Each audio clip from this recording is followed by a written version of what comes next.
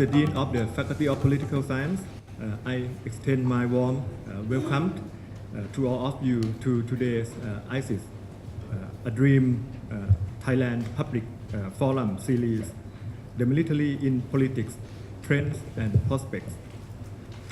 In recent months, it seemed to me that the election mode of Thai politics had been ignited, even though there is still a question whether there is a general election in next year or not. However, election and coup d'etat by military seems to be synonymous in Thailand. I think we now should promote a deeper public understanding of Thai politics, especially culturally understand the role of military in Thai politics and to some extent in international relations. Our intention is always to provide a constructive and productive platform in a fair and unbiased fashion. Without constructive forums that can contribute to broad exchanges of views and ideas, it may be difficult to promote long-term political development in Thailand. I know that many of you and your colleagues have been coming to ISIS Forum for many times over years. We hope that this one can provide both window for public to understand the Thai politics itself and also regional context in regional context, and way of Thais to understand one another, especially in the context of military's role in politics. Regarding these topics, the military in Thai politics, trends and prospects, and to Dr. Raymond's book, I, as a lecturer on Thai politics, would like to address some observations and also questions relating to domestic politics in particular as follows. First, concerning Dr. Raymond's study, I really agree with him to add cultural dimension to politics, especially in the international relations. That is, the interaction among military, organizational cultures, state ideology, and national strategic culture. If culture refers to a way of life, culture is essential in informing human action. Therefore, the interplay between culture and politics is indispensable. Even though approach of political culture in past had some defect because of cultural determinism, cultural analysis in politics is very crucial when used appropriately. Second, we can see that in the last decades, since the 2006 coup to Thaksin government, Thai political culture turns to be a non-tolerant culture, leading to political culture of what I may call mob rule. The question is, do we want democratic politics of majority rule, of course, with minority rights that peacefully play under the rule of law? Or do we want politics on the street when one political actor lost the game, he or she mobilized people or mob into the street to overthrow the political enemy? Or to intentionally or unintentionally create a condition, especially violent, that the military can use as a reason or form different point of view as an excuse to make a coup.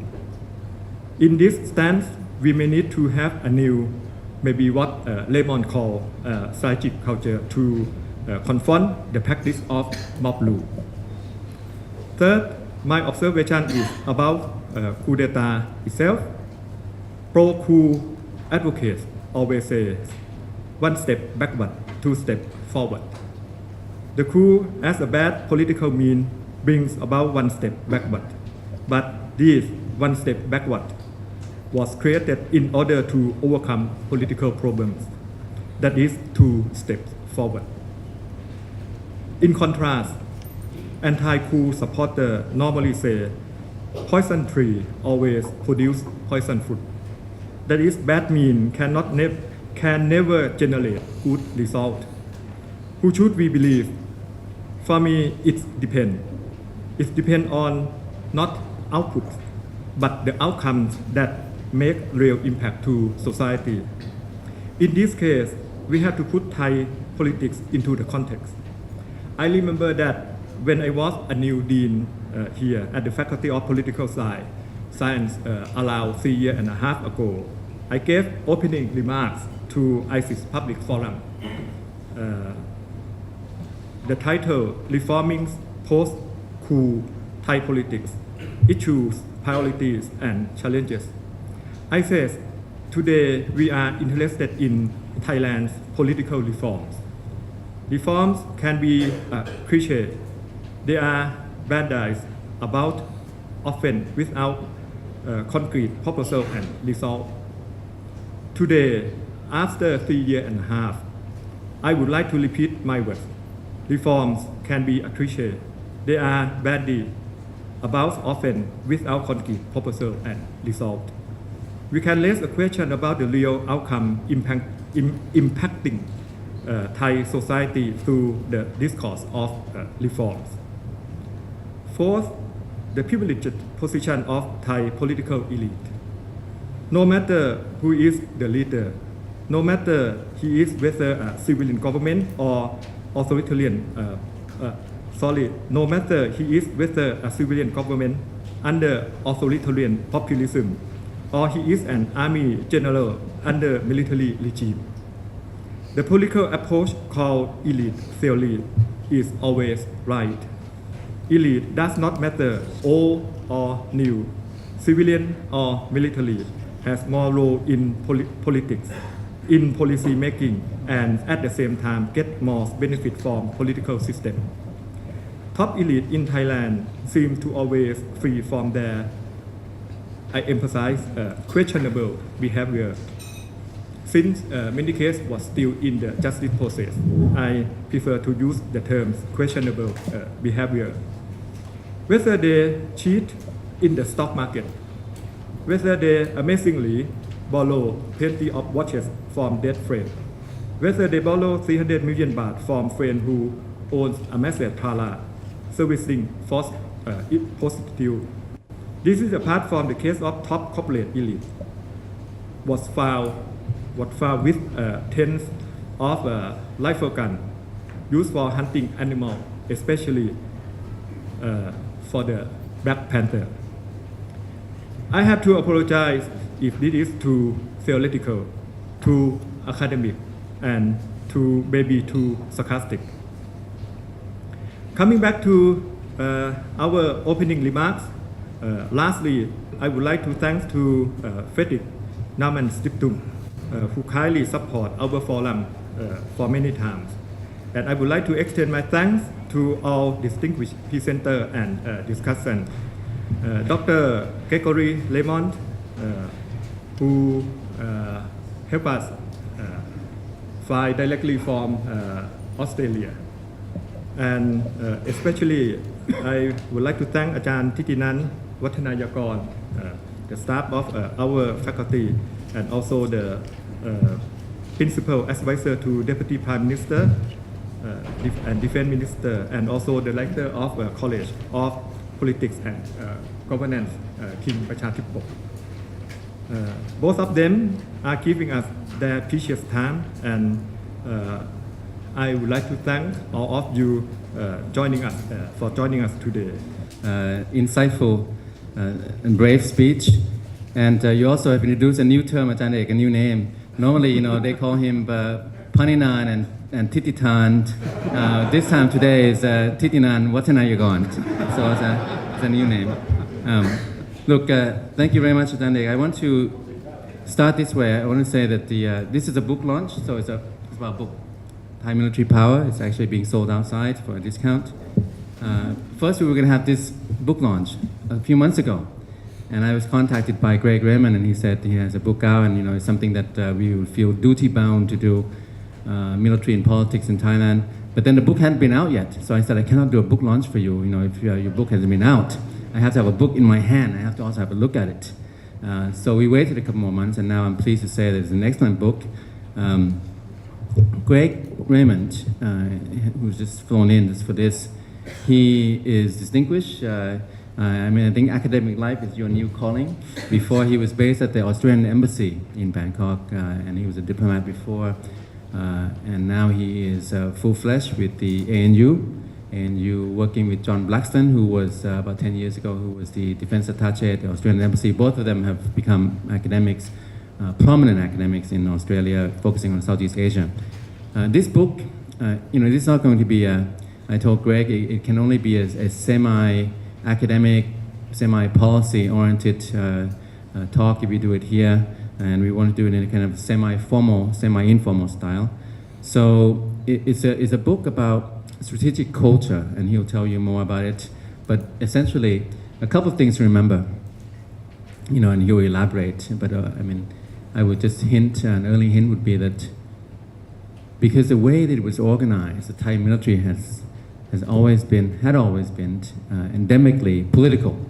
And because it has been so political over the decades, that's why it's not a military with prowess that you would think of other countries. So these are, I think, the two entwined related points that come out of the book that really protrusive. We would normally have another speaker here. This is one speaker short. I said to Greg, we cannot just do a book launch and say good things about your book. We need a panel discussion, a balance of views. We would have another one, but I couldn't really. I approached a number of people. Ideally, we would have a female colleague from Thammasat Juฬา. Is a perfect person, but she's in Kyoto. So we are short, but in place of the other speaker, today we'll do something unusual, which is to allow you to write in questions. You can write with your name, with no name, and on a piece of paper, and then someone will collect it, and then I'll try to use that as the additional speaker collectively. So, Greg, we come to you now about your book, and for the next 30-40 minutes, you can tell us, and he doesn't have a PowerPoint, which I think is a great thing, which means it's adjustable, and you can tell us some of the highlights, insights, and of course, a lot of people are here wondering, Thailand is in a kind of a, midway stuck stage, a bit of a purgatory, not quite up there, not quite down here. It's just in a funk, a kind of a malaise. Right? So a lot of us are wondering whether we're going to have elections and where's the military going to go with this, and why we have had soon, we'll have 4 years of military rule in the 21st century after decades of democratization and military overthrows, in fact, in the streets in 73 and 1992. But the military is back in full force and doesn't seem to want to go away anytime soon. How can we understand that, Greg? Thank you very much, Ajahn Thitinan. Start with an easy question. Look, first of all, I'd just like to say thank you to Chulalongkorn University and to ISIS, and to you, Ajahn Thitinan, and also Ajahn Panitan for agreeing to join us today, and also to Ajahn Ek for his kind opening remarks. Can I just say it's tremendously appropriate that my book is being launched here at Chulalongkorn University. As you might have noticed, the cover has the equestrian statue that was launched in 1908, the Prabarom Songma. It's not accidental that Chulalongkorn is on the cover of the book, because Chulalongkorn is very central to the book. His role in founding the professional Thai military, in creating the modern Thai state, managing Thailand's relations with European colonial powers, and establishing an enduring body of thought about how Thai military power could help Thailand. Chulalongkorn was fundamental in all of this. He thought about military force not as a first line of defence, but as a support to Thailand's first and preferred tool of foreign policy, its diplomacy. And this enduring body of thought that I think Chulalongkorn was so fundamental to, I call a strategic culture narrative. Today I'm not going to talk very much about the strategic culture narratives. I do think they've been central to the way that Thailand has used military force for its foreign policy. But what I want to do today is talk about more about the military itself as an actor in Thai politics. Chulalongkorn himself, of course, he would not have envisaged the Thai military taking on the role in politics that it does today. When he chose the leadership of the Thai military, he chose his relatives for precisely this reason. He wanted the military to remain a tool of government and not part of government. But as we know, 22 years after Chulalongkorn died, the 1932 revolution changed Thai politics in a way that Chulalongkorn himself probably would not have wanted. He would not have necessarily wanted parliamentary democracy at that time, and he certainly would not have wanted military officers to enter roles of political power. But what I'd like to do with some of the time I have today is offer some remarks in three parts. First, I want to talk about what I would call military organisational culture. And I want to talk about how this drives Thai military involvement in politics. And I call these two characteristics of Thai military organisational culture royalism and factionalism. In the second part of the talk, I just want to talk a little bit about the Thai military's involvement in politics and how this has affected the Thai military's operational military capability. It's a central argument of the book that Thai military involvement has had an impact not only on Thailand's democracy, but also on the way the Thai military has been able to function as a professional military. And finally, Ajahn Thitinan has suggested I offer a few remarks about where I think Thailand is now with a presumed return to democracy and where the military fits into that landscape. When we think about the Thai military in politics, we can't look only at the Thai military. I think that's reasonably obvious. The state of Thailand's democracy reflects much larger political philosophies, arrangements and dynamics that exist between and among the state's elites, its middle classes, its urban poor and its rural peasants. But although we can't explain coups only by looking at the Thai military, neither can we explain Thai politics without considering the Thai military. So let me just take you through some of the basic facts.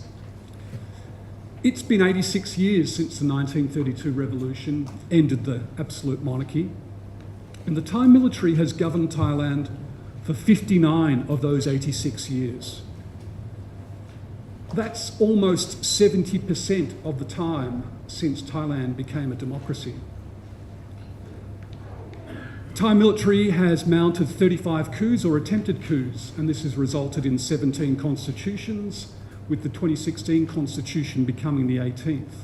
And of course, the Thai military's involvement in politics is not only through the direct forcible removal of governments, it's also through other means, such as setting up proxy political parties, securing non-elected seats in parliament, convincing civilian parliamentarians to switch allegiances, issuing warnings to civilian governments, demanding their resignation, running smear campaigns, and acting selectively to control protesters set on disruption to government functions.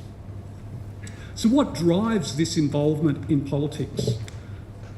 As I mentioned, there are broader societal factors, but I think there are two aspects of the Thai military's own culture which we must look at.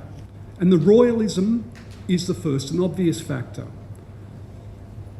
Royalism diminishes, to an extent, the Thai military's sense of allegiance and willingness to accept direction from elected governments. This is an argument that I put in the book. Of course, fervent devotion to the monarchy is not a military phenomenon. It's shared by many Thai people, if not most Thai people, if not all Thai people.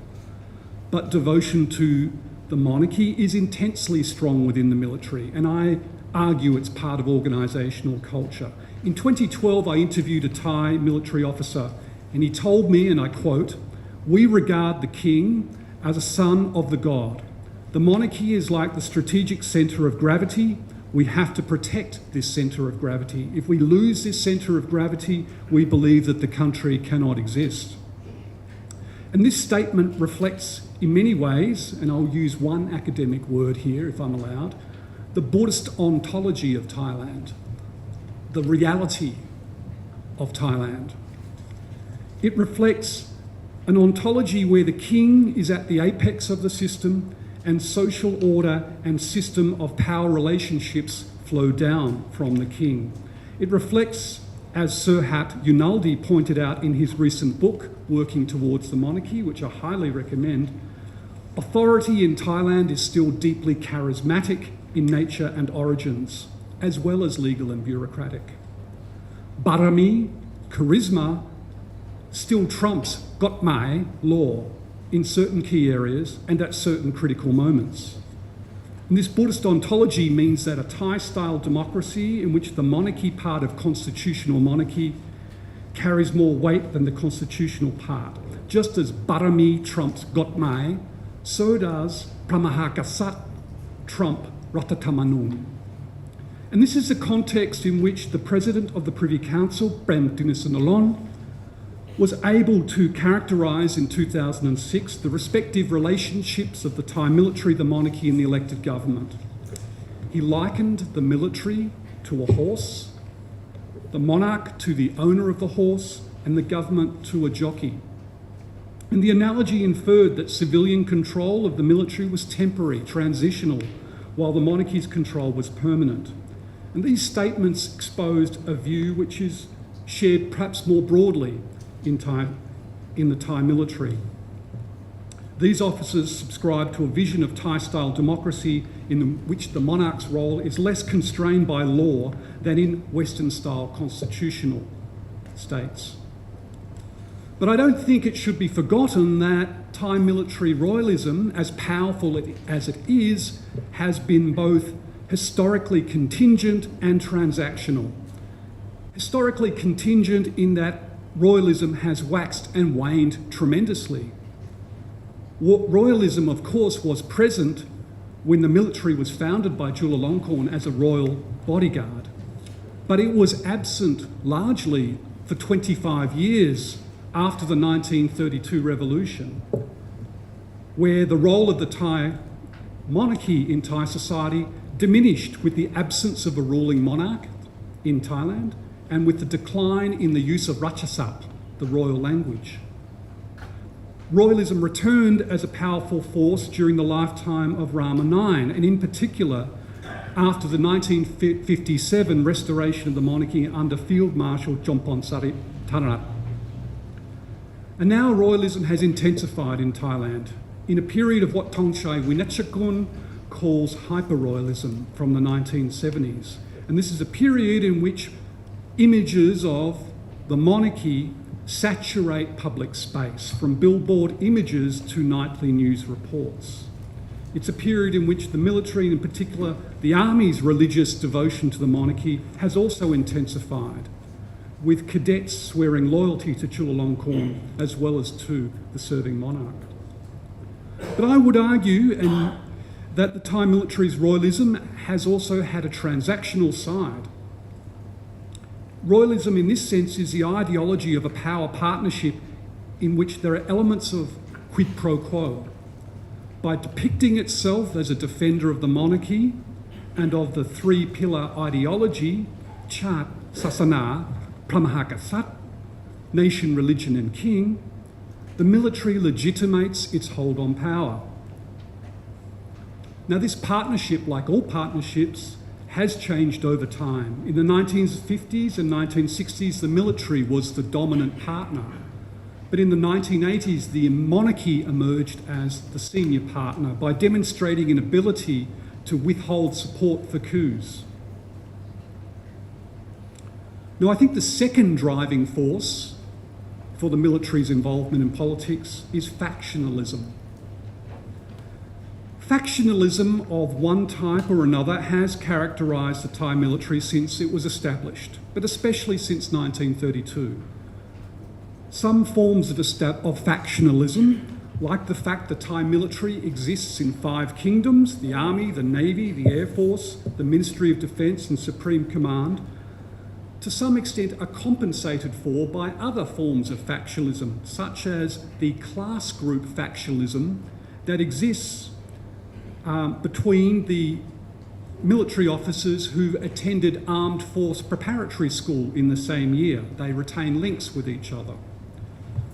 Since at least 1953, it could be argued that the class group allegiance which exists in army officers who attend Chulalongkorn Royal Military College has been one of the strongest forms of factionalism. The first CRMA class, Chulalongkorn class 1, commenced in 1953. It included Prime Minister Chavalit. And loyalty to your CRMA classmates is very strong. It remains through an officer's active duty career and into their post-retirement civilian life. Some people argue that a military officer's loyalty to his own run, his own class, can be greater than loyalty to their own family.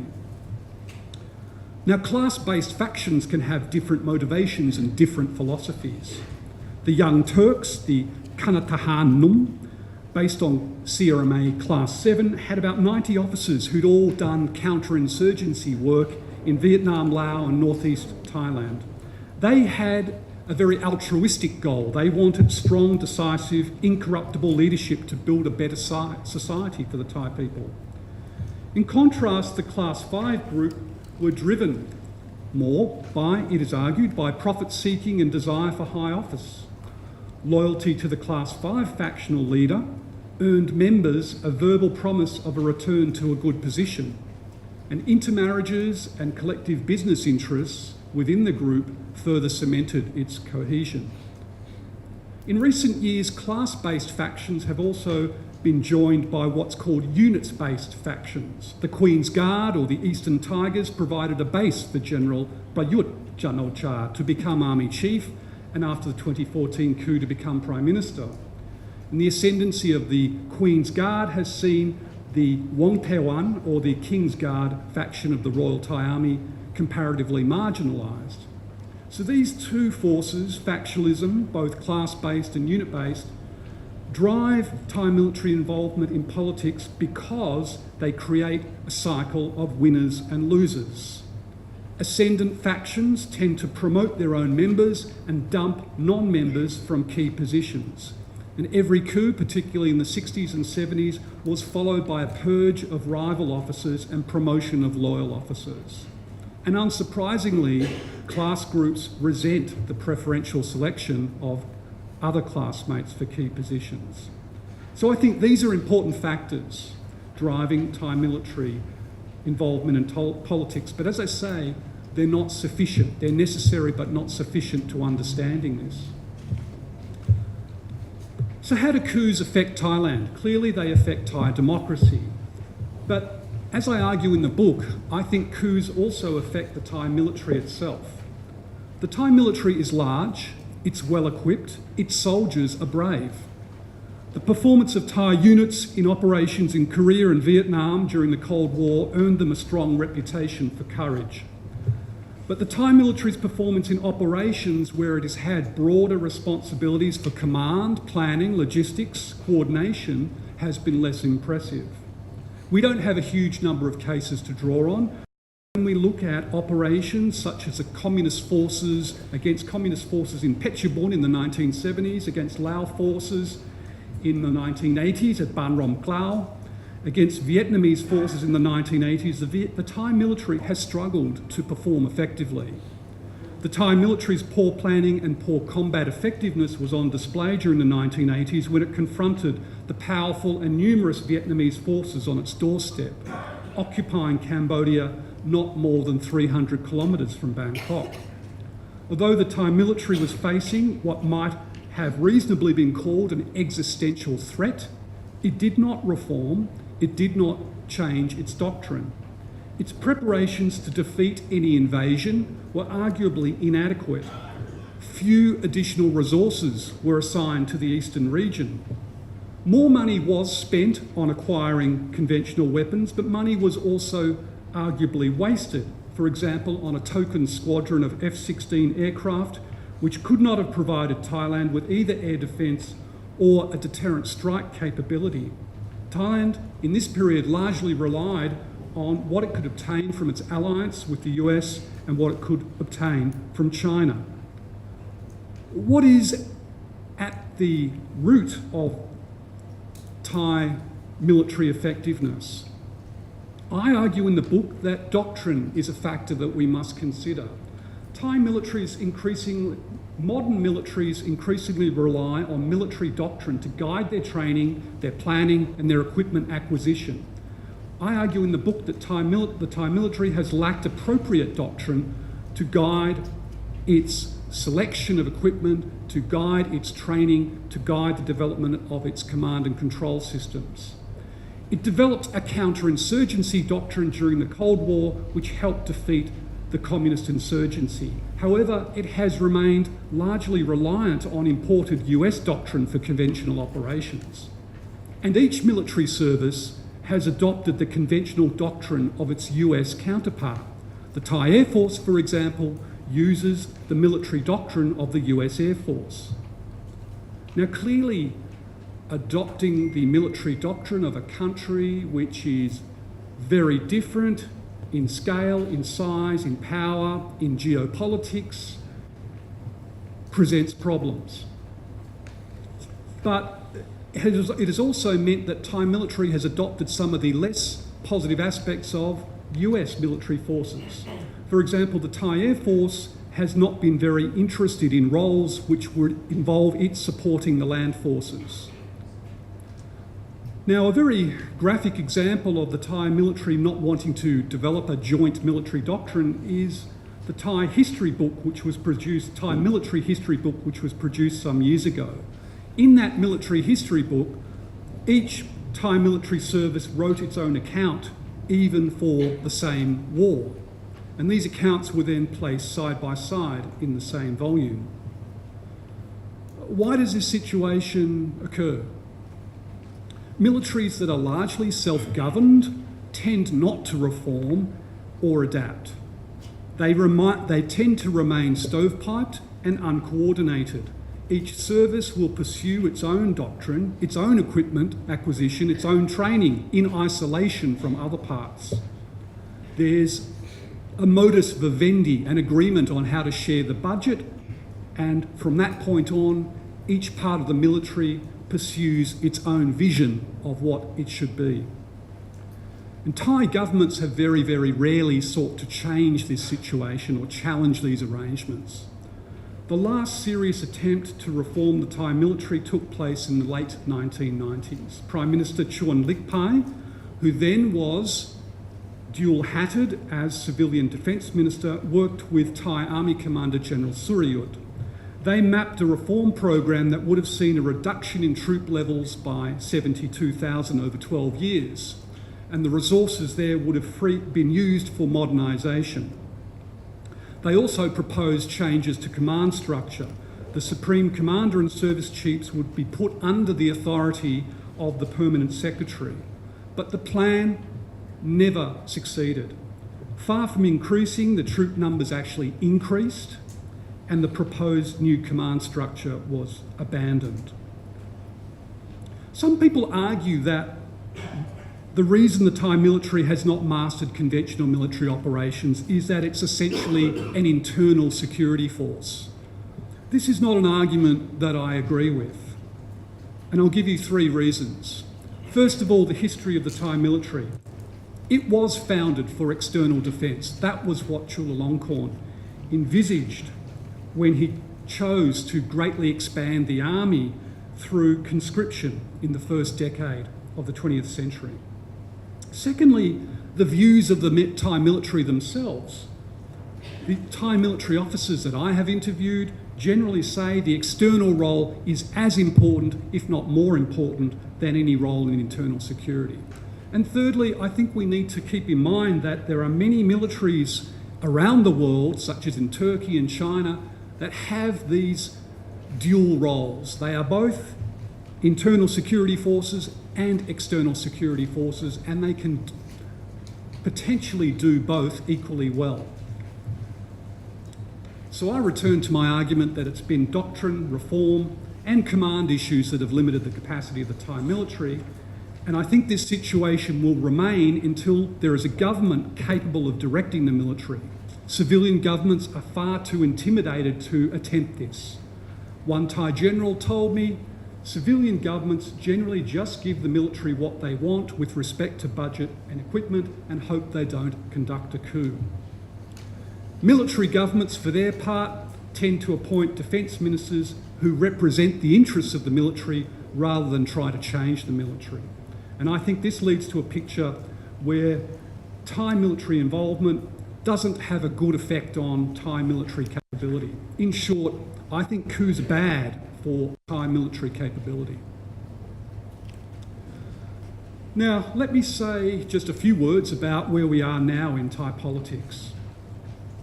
We're in a period of Thai history that many believed as recently as 2005. Many believed that this type of politics, this situation had vanished forever. The events of Black May in 1992, where the army killed protesters and the king interceded, tarnished the reputation of the military severely and ushered in Thailand's most democratic period of history. 14 years of democratic government ensued. The most liberal constitution in Thailand's history, the 1997 constitution, was introduced. But the ascendancy of Thai Rak Thai and the communications millionaire Thaksin Shinawatra in 2001 changed Thai politics as profoundly as the 1973 student revolution. By capturing the loyalty of Thailand's political peasants, particularly in the north and northeast, by genuinely progressive economic policies, by also pursuing new methods of machine politics, by absorbing smaller parties into Thai Rak Thai, Thaksin amassed more power than any civilian politician had ever done before. And his use of that power for personal enrichment to negate the checks and balances of the 1997 constitution and to rival the popularity of the monarch unleashed great opposition from Thailand's elite and middle classes. And since 2006, Thailand has been a battleground between these class and geographically based forces, epitomised most vividly in the battle between the red shirts and the yellow shirts.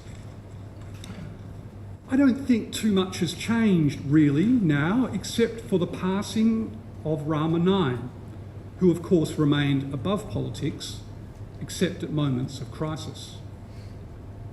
Some argue that Thailand is being affected by the growing illiberalism, difficult word, illiberalism of Southeast Asia and the illiberalism that radiates from an increasingly rich, powerful and illiberal China.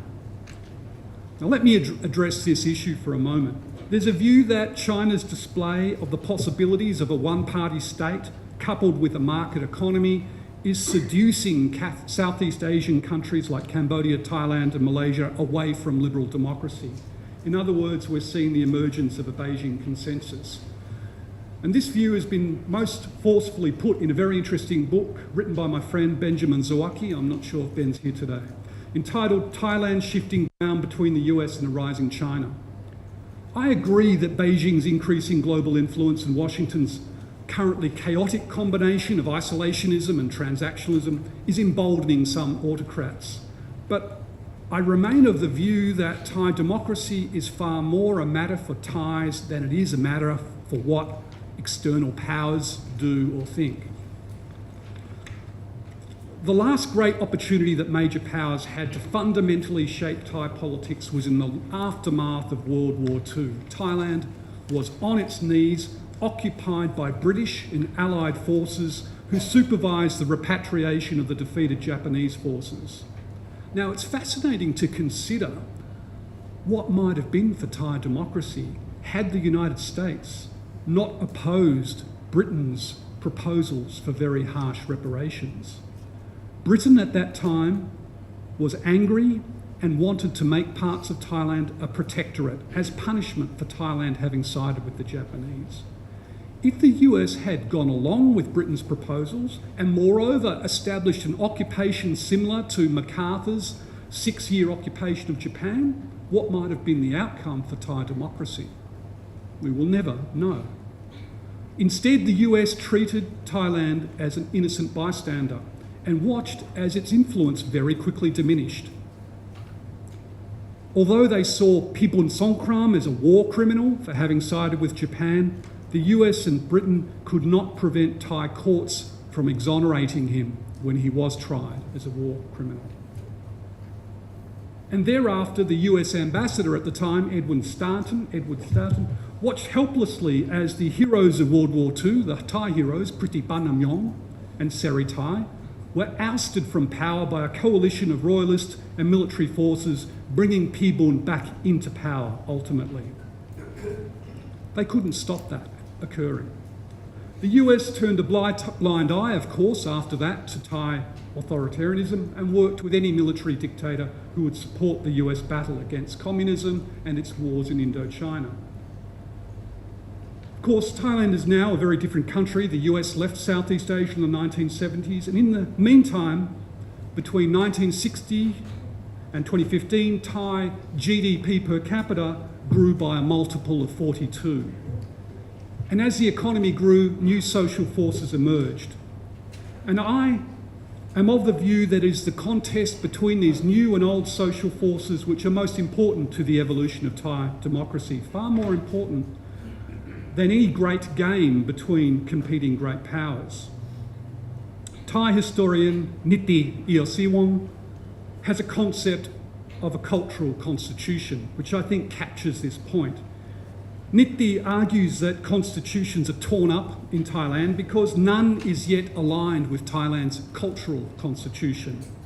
Niti says, the arrangement of power relations in a society does not arise because someone arranges them, but because various people and institutions struggle to create and defend their power status over a long time until it gains a certain acceptance and becomes part of administrative or political custom. These struggles for a cultural constitution continue.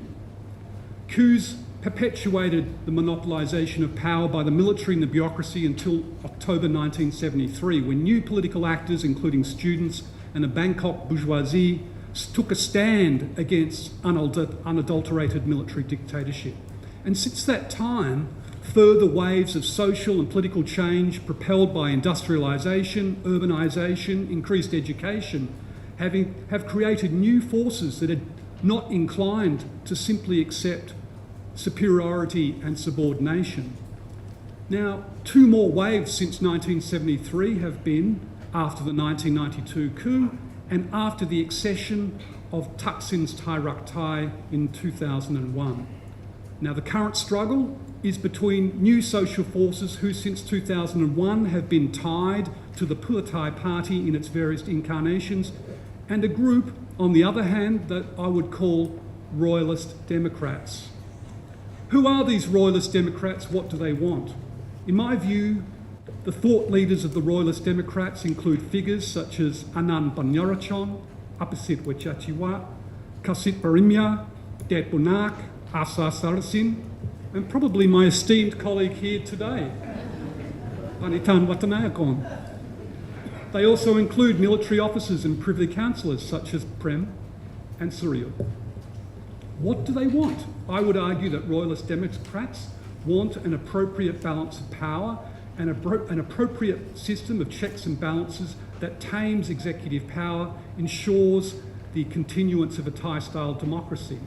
They want, for example, a Senate which is a genuine house of review and not a simple rubber stamp for the populist party which controls the lower house.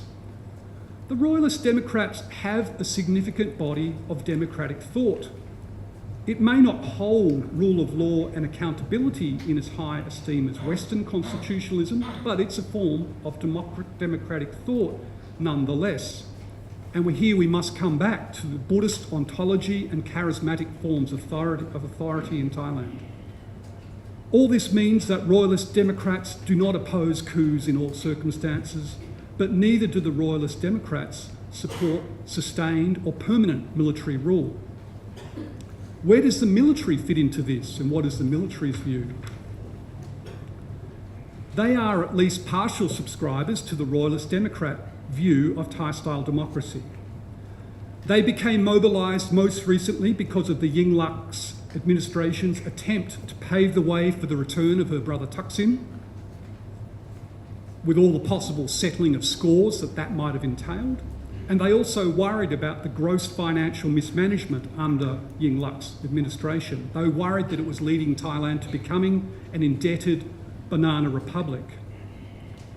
The PRDC movement and the street protests gave a convenient pretext of threat to Thailand's stability, and a pretext for a coup was there, and they mounted a coup. Now, once in power, I think the military quickly realised that the looming royal transition and the possibility of more instability meant that a quick return of elections would not be in Thailand's interests. So where are we now? I think the military is in a dilemma. They have a reason to hope that the re-engineering of the political system through a new constitution, which severely restricts the stability and freedom of policy making of any executive government, means that the scope for the kind of plutocratic populist regime of Thaksin has been severely reduced. Any future expensive or unsustainable populist policy could quickly result in a referral to the Thai Constitutional Court. But they also know full well that re-engineering the rules at the top has not changed the reality of Thailand's social divisions and its voting preferences. The efforts to socially re-engineer Thailand through smile campaigns, new moral codes, weekly lectures, hounding of political opponents, attitude adjustment sessions, and the high-profile prosecution of Yingluck and her associates have probably made little difference to the underlying dissatisfaction that was clearly exposed by the results of the 2016 constitutional referendum. In that exercise, only 2/3 of eligible voters voted, and of that group, only 2/3 supported the constitution. So less than 50% of eligible voters support the new constitution, and many who voted for the constitution probably just wanted a faster return to elections. Now, the military know the election result can't be controlled. There's no evidence of vote rigging in previous elections, and no one expects Thailand to start this now. Thailand's bureaucracies are staffed by professionals. But what we see are subtle indications that the military government might like to stay around a bit longer, perhaps like their counterparts in Myanmar. These indications include things like the continued raising of reasons why elections might have to be deferred, for example, after the 2017 bomb blasts at the military hospital. It includes things like General Prajut asking people questions about the future election, including what should be done if people with poor character win the election. Now, the removal of the plaque commemorating the 1932 revolution, no one knows, and no one has admitted to having undertaken the removal of that plaque, but its removal has reinforced views that perhaps there is an attack on democracy as an ideology. In the meantime, I think that there are signs that a compact between royalist Democrats on the one hand and the military is beginning to fray. The mainstream media, who supported the coup, are now becoming impatient for elections. We're seeing actions like the editor of the ABAC poll, who despite having supported the 2014 coup, resigned rather than lick top boot. The government is showing its age. It's accumulating contradictions. It guided the promulgation of a new constitution, but it continues to issue laws under Section 44 of the temporary constitution. It took power with a self-proclaimed mandate to reform, Patirup, especially in the area of corruption, but one of its own most senior members has been implicated in a corruption scandal. The government has genuine good intent and has some achievements, but these contradictions are starting to weigh it down. Finally, let me finish with some other variables that we might call, in the language of Donald Rumsfeld, known unknowns. Let me mention three. One known unknown is the role of myth magic and rumour. All of these have the potential to quickly become significant in Thai politics. The current rumours linking the corruption scandal around Ital Thai millionaire Premchai, who hunted the rare black tiger, are interesting. The Premchai story has been linked to the Tong Yai scandal of 1973, in which the military personnel hunted animals using military helicopters, inspiring the 1973 student movement and eventually the downfall of the Thitinan regime. The second big unknown is, of course, the relationship between the current monarch and the military. Royalism in the Thai military is powerful and institutionalised. By its very nature, culture doesn't change rapidly. But at the same time, the partnership between the monarchy and the military has changed in history, and it has a transactional element. At the moment, there's no reason to think that the military and the monarchy will not continue their partnership. But much depends on both partners. And that is a big known unknown, particularly in a crisis, perhaps as a result of protests, which grow beyond those that we've seen recently and are suppressed by the military. The role of the monarchy could be critical in those instances. And the third big unknown is the unity of the military. The views of the military towards democracy are far from uniform. In the lead up to the 2014 coup, some senior military figures were unenthusiastic about calling the street protests real security threats. They wanted to continue to work for the Yingluck government. And we know that the Thai military has split in a crisis before, in 1973, when Army Commander Krit refused the orders of the Thitinan government. So, a fraying Royal Democratic Military Alliance, a government accumulating baggage, and three big unknowns. Thanks for listening. I look forward to hearing from my colleagues, taking any questions, and don't forget to pick up a copy of my book. Thank you very much.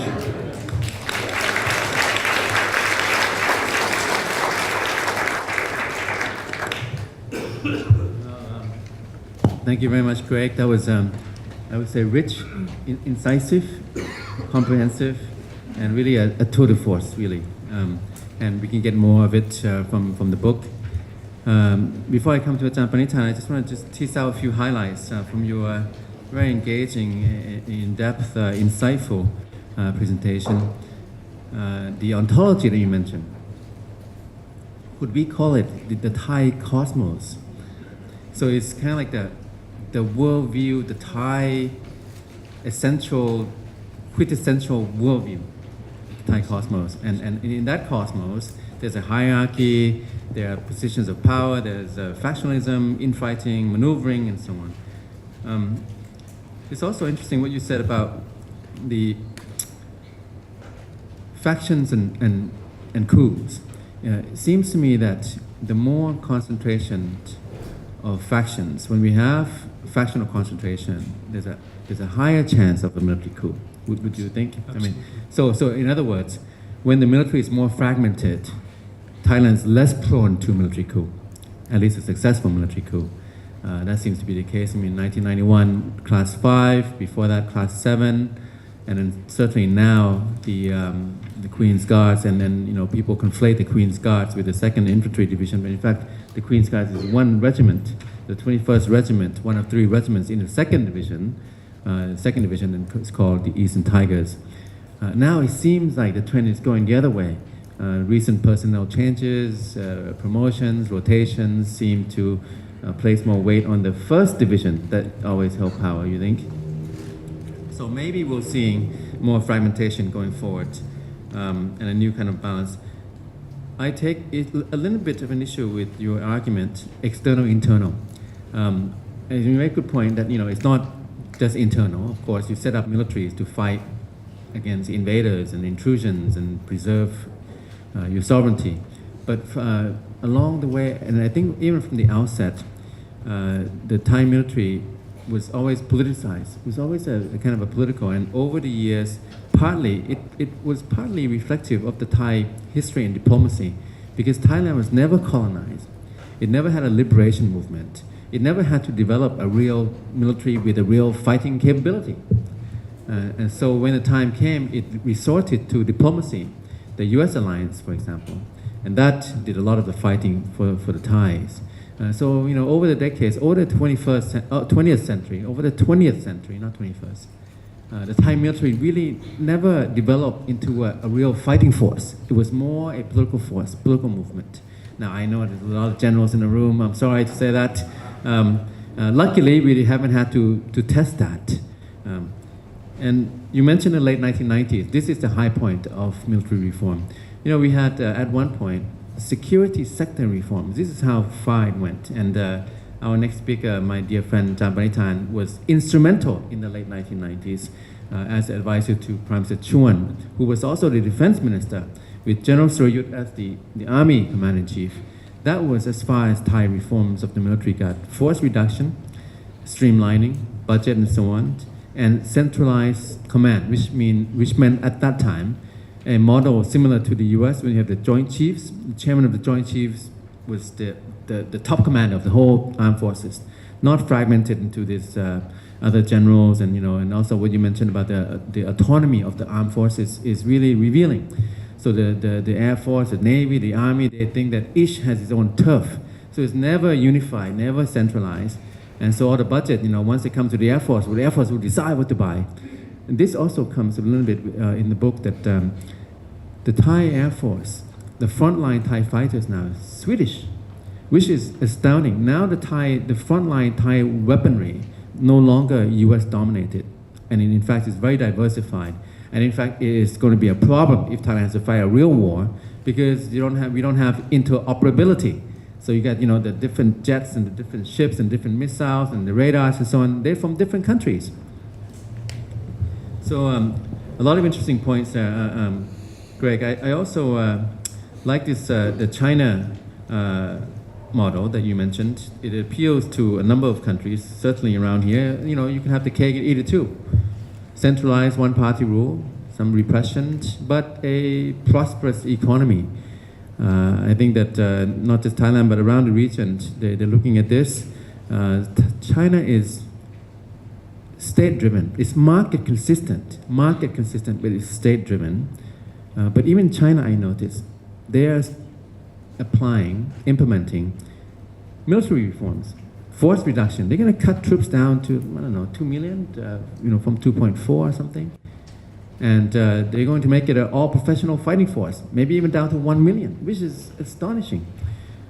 So I have a couple other points, but let me now move to Ajahn Panitan first.